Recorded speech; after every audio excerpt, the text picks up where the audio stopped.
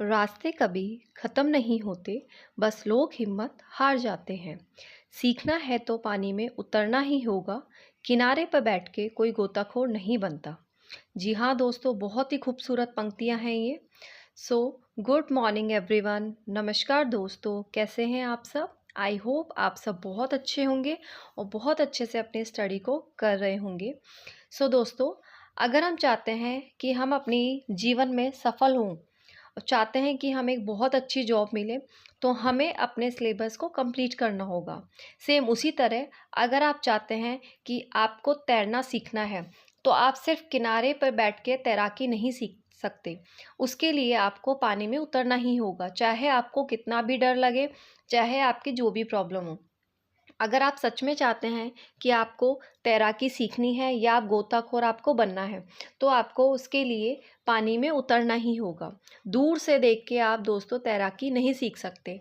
तो same example हमारे साथ भी है दोस्तों। अगर हम चाहते हैं कि हमें सफल होना है और हमें बहुत अच्छी एक जॉब प्राप्त करनी है, एक सीट पक्की करनी है, तो उसके लिए दोस्तों हमें सिर्फ अपने सिलेबस को देख के, सिर्फ बुक्स को परचेज करके, सिर्फ मोटिवेशनल वीडियोस देख के काफ़ी सारे टीचर्स की, तो इससे दोस्तों कुछ नहीं होगा। हमें अपने सिलेबस को कंप्लीट करना होगा, हमें अपना टाइम लगा के अपनी स्टडी को करना होगा और दोस्तों हमें अपने लिए एक डिसिप्लिन मेंटेन करना होगा, अपने लिए एक डिसिप्लिन बनाना होगा, जिससे कि हम अपने स्टडी आवर्स फिक्स कर पाएँ कि हमें अपनी 1 डे में इतना स्टडी आवर्स करने हैं, इतना स्टडी हमें करनी है पर डे में, या फिर हमें इतना सिलेबस अपना पर डे में कंप्लीट करना है। सो दोस्तों, इसी तरीके से हम धीरे-धीरे करके एक-एक स्टेप लेके दोस्तों हम अपनी मंजिल तक पहुँच सकते हैं। जो फ्रेंड्स मेरे चैनल से नए जुड़े हैं, उनकी जानकारी के लिए बता देती हूँ दोस्तों, मेरा नाम है आशा शर्मा। मैं जयपुर से, राजस्थान से बिलॉन्ग करती हूँ दोस्तों। इसके अलावा मैंने बीएड एंड एमकॉम किया हुआ है। अभी मैं REET and RPSC first grade की प्रिपरेशन कर रही हूँ। इसके अलावा मेरा एक 5 ईयर ओल्ड एक बेटा है, वो अभी सीनियर केजी में पढ़ता है। इसके अलावा दोस्तों मैं ट्यूशन्स पढ़ाती हूँ और मैं आप सब लोगों के लिए वीडियोस बनाती हूँ दोस्तों, जिसमें मेरी जो भी स्टडी की जर्नी रहती है, जो भी मेरे डेली के व्लॉग्स रहते हैं, वो सब मैं आप सबके साथ शेयर करती हूँ, जिससे दोस्तों आप सब लोग भी ज़्यादा से ज़्यादा मोटिवेट हो सके, है ना? क्योंकि कहीं न कहीं हमें लगता है कि हमारा जो शेड्यूल है, हमारी जो प्रॉब्लम्स है बहुत ज़्यादा बड़ी हैं, इन चीज़ों के रहते हुए हम कभी भी आगे नहीं बढ़ सकते। पर दोस्तों यकीन मानिए ऐसा कुछ भी नहीं है। जितनी भी दोस्तों परेशानियाँ हमारी लाइफ में आती हैं, या फिर जितने भी हम ज़्यादा बिज़ी रहते हैं, हम उतने ही ज़्यादा प्रोडक्टिव बन जाते हैं। कभी आप करके देखिएगा, कभी जिस दिन आप फ्री रहें, उस दिन आप देखिएगा कि आपकी बॉडी एकदम डीएक्टिव मोड में आ जाती है और उसे पसंद ही नहीं होता कि उसे काम करना है ना? लेकिन जब हम डेली में काम करते रहते हैं दोस्तों, तो हम फटाफट कितने सारे हम काम अपने 1 डे में कंप्लीट कर लेते हैं।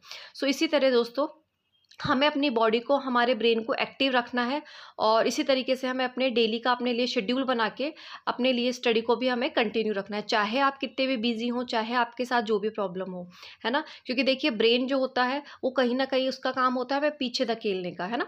वो कभी कभी सोचता है कि चलो चलो तुम थक गए हो, ठीक है अभी तुम रेस्ट कर लो, फिर हम रेस्ट करने लगते हैं तो नहीं ठीक है थोड़ा हम रील्स देख लेते हैं। तो इस तरीके से धीरे धीरे करके आपका half an hour, 1 hour, 2 hour, पूरा डे दोस्तों आपका ऐसे ही निकल जाता है, ठीक है?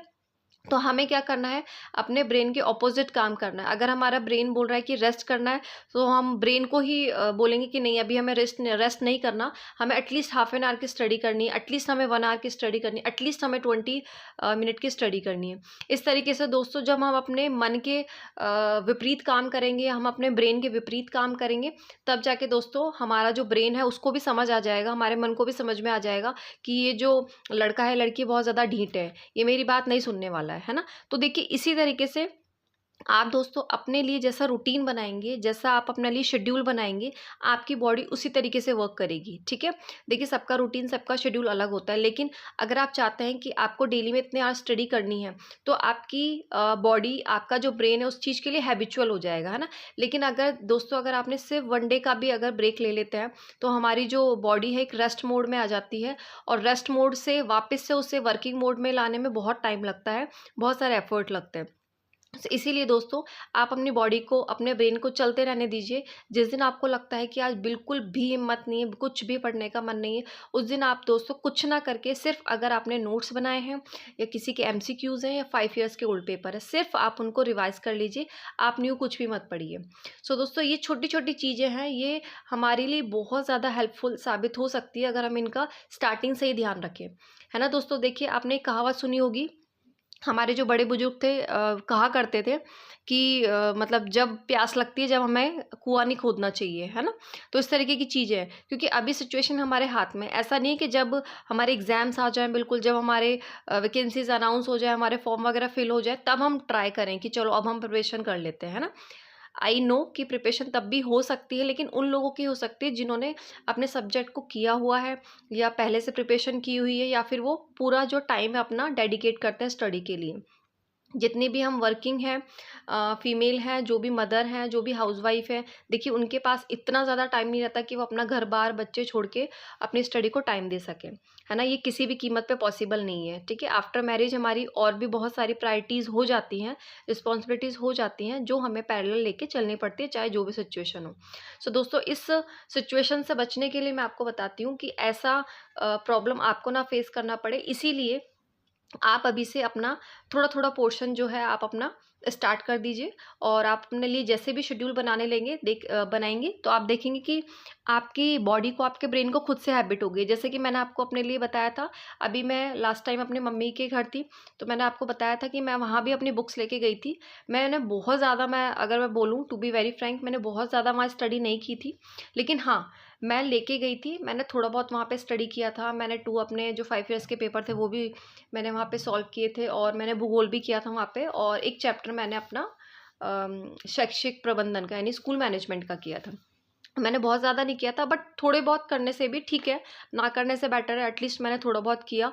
मैंने थोड़ा बहुत इसलिए किया कि जिससे मैं अपनी स्टडी से डिस्कनेक्ट ना हूँ, है ना? अगर मैं डिस्कनेक्ट हो गई तो वापस से मेरा जो ब्रेन है डीएक्टिव हो जाएगा, और फिर उसे एक्टिव होने में बहुत ज़्यादा टाइम लगता है, बहुत सारे एक्सक्यूज़ेज़ आ जाते हैं, ठीक है? इसीलिए दोस्तों, आप जिस तरीके से आप अपने ब्रेन को ट्रेन करेंगे, वो उसी तरीके से वर्कआउट करेगा, ठीक है? तो आप अपने ब्रेन को और अपनी बॉडी को अभी से ट्रेन करिए कि आपको एटलीस्ट इतने आवर स्टडी करनी है, आपको इतने टॉपिक्स कंप्लीट करने हैं, और आपको वैकेंसी आने से पहले एटलीस्ट आपका 5 टाइम आपका रिवीजन हो जाना चाहिए। वैकेंसी आने से पहले, एग्जाम आने से पहले आपको अपने पूरे सिलेबस का अच्छे से 5 टाइम रिवीजन करना है। सो दोस्तों, अगर मैं अपनी बात बताऊं, तो जैसे मैंने आपको बताया था कि मेरा इतिहास कंप्लीट हो चुका है, दोस्तों मेरा भूगोल कंप्लीट हो चुका है, और मैंने स्कूल मैनेजमेंट कंप्लीट कर लिया है, और मेरा जो पेडागोजी है उसका मेरा लास्ट चैप्टर चल रहा है, आईसीटी। वो भी आई होप नेक्स्ट 2 डेज़ में मेरा कंप्लीट हो जाएगा। सो दोस्तों, इस तरीके से मेरा कंप्लीट हो गया है। तो अब मेरे पास सिर्फ इनको रिवाइज़ करने का है। अब मैं चाहूँ तो मैं इनको रिवीजन कर सकती हूँ, चाहूँ तो मैं इनके नोट्स बना सकती हूँ। क्योंकि दोस्तों, इनिशियल स्टेज में अगर मैं आपको सजेस्ट करूँगी कि प्लीज़ आप इनिशियली स्टार्टिंग में नोट्स ना बनाने लगे, क्योंकि 2-3 टाइम जब हम रीड करते हैं दोस्तों, हमें चीज़ें समझ में आने लगती हैं, और जितनी बार आप रीड करेंगे, आप देखेंगे उसमें आपको नई-नई चीज़ें देखने के लिए मिलेंगी, सीखने के लिए मिलेंगी, है ना? इसीलिए आप कभी भी वन टाइम में नोट्स ना बनाएं। कम से कम आप उसको 2 टू 3 टाइम आप रीड आउट करें। उसके बाद आपको समझ में आएगा कि कौन कौन से पॉइंट्स इंपॉर्टेंट हैं, और कौन से आपके एग्जाम्स में पूछे जाते हैं, और कहाँ से आपको मेन पॉइंट्स नोट डाउन करने हैं, है ना? और आपको पता कैसे चलेगा? वो आपको पता चलेगा 5 ईयर्स के पेपर से। सो अभी दोस्तों, मैं साथ में कर रही हूँ। मैंने 1 या 2 चैप्टर के नोट्स बनाए थे पहले। तो एक्चुअल में नोट्स ना कह के वो बोल दें कि मैंने पूरा ही मैटर नोट डाउन किया था, एक तरीके से देखा, क्योंकि मुझे समझ में ही नहीं आ रहा था। मुझे लग रहा था कि हर कुछ ही इम्पॉर्टेंट है, मुझे सब कुछ नोट डाउन करना है। तो मुझे मेरा काफ़ी सारा टाइम वहाँ पे कंज्यूम हो रहा था। लेकिन जब दोस्तों, अभी मैं पहले मैं 5 ईयर्स को रेगुलर नहीं कर रही थी, बीच-बीच में स्किप होता था, लेकिन अभी मैंने डेली में एक शेड्यूल बनाया कि डेली में एटलीस्ट अपना 5 ईयर का जो 1 पेपर है मुझे सॉल्व करना है। तो अभी मैं सॉल्व कर रही हूँ, तो अभी मुझे समझ में आ रहा है कि कहाँ से क्वेश्चंस पुट अप हो रहे हैं। है ना? तो वहाँ से मैं ज़्यादा से ज़्यादा कोशिश करती हूँ कि अब मैं आने वाले टाइम में जभी भी मैं रिवीज़न करूँगी या नोट्स बनाऊँगी, तो मैं कोशिश करूँगी कि मैं उन पॉइंट्स को नोट डाउन करूँ। जैसे मैं डिस्कस अगर आपके साथ मैं शेयर करूँ, तो जैसे 1857 क्रांति है, इसमें से एक क्वेश्चन डेफ़िनेटली आता है। राष्ट्रीय आंदोलन के प्रमुख नेता हैं, सामाजिक धार्मिक पुनर्जागरण है, राष्ट्रीय आंदोलन है ना? और प्राचीन सभ्यताएँ हैं। तो ये कुछ ऐसे टॉपिक हैं दोस्तों, इसमें से 110% आपके क्वेश्चन पूछे जाते हैं, है ना? जैसे मैंने आपको बताया था, जो नाथ पब्लिकेशन की बुक है, उसमें के स्टार्टिंग के जो 5 to 6 चैप्टर्स में से देखिए कि मतलब बहुत सारे क्वेश्चंस आपको देखने के लिए मिलेंगे और इसमें से 110% क्वेश्चन बनते हैं। तो इसीलिए मैंने इनका रिवीजन किया तो मुझे समझ में आने लगा कि क्वेश्चंस कहाँ से पूछे जा रहे हैं, और मैंने 5 ईयर्स के जो पेपर है वो भी सॉल्व किए। तो दोस्तों अब मैं कैपेबल हूँ, अब मुझे समझ में आ गया कि मैं कहाँ से नोट्स बना सकती हूँ। ठीक है दोस्तों, तो अब मैं ट्राई करूँगी कि मैं आगे आने वाले टाइम में इनके नोट्स वगैरह प्रिपेयर करूँ। अभी तो दोस्तों एक और बार मैं इसको रिवाइज कर रही हूँ। इसके 10 चैप्टर का टारगेट लिया है मैंने इस मंथ का, कि इस बुक के जो 10 चैप्टर है वो मैं इस मंथ में रिवाइज करूँगी, और इसके रिमेनिंग रहेंगे आई थिंक 12 चैप्टर, वो मैं नेक्स्ट मंथ में रिवाइज करूँगी।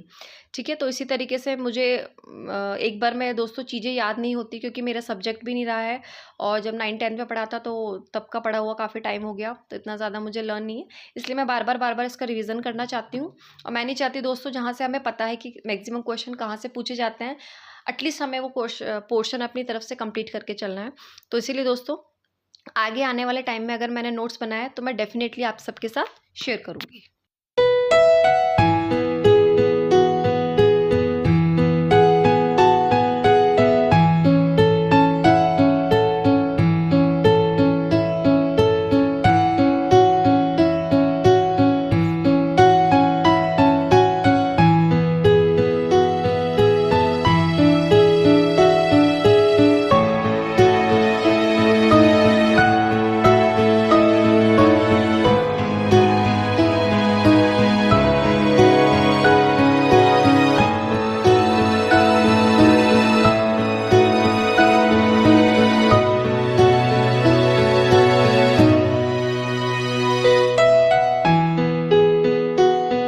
दोस्तों जैसा कि मैंने अभी आपको बता रखा है कि अभी का जो शेड्यूल है बहुत ज़्यादा हेक्टिक हो रखा है, तो अभी मैं डेली में कोशिश करती हूँ कि मैं वीडियोस बना पाऊँ, लेकिन पॉसिबल नहीं हो पाता है। अगर मैं बना भी लेती हूँ तो मैं एडिटिंग वगैरह नहीं कर पाती हूँ। इसीलिए दोस्तों मैंने डिसाइड किया है कि मैं ऑल्टरनेटिव डे में अपनी वीडियोस को पोस्ट करूँगी, और जितनी भी इंपॉर्टेंट चीज़ें मुझे लगती हैं या जो भी मेरा जर्नी है मेरी स्टडी की, वो मैं कोशिश करूँगी कि आप सबके साथ शेयर कर सकूँ। और जो भी इंपॉर्टेंट चीज़ें हैं या मैं किस तरीके से अपनी स्टडी को कर रही हूँ, मैं आप सबके साथ शेयर कर सकूँ दोस्तों, जिससे कि आप सबको भी उससे हेल्प मिल सके। इसके अलावा दोस्तों कोई और आपके क्वेश्चंस हैं या फिर क्वेरी हैं तो प्लीज़ आप मेरे कमेंट बॉक्स में कमेंट कर सकते हैं दोस्तों। जय Shri Ram. Thank you so much दोस्तों, इसी तरीके से बने रहें, सब्सक्राइब करें, शेयर करें।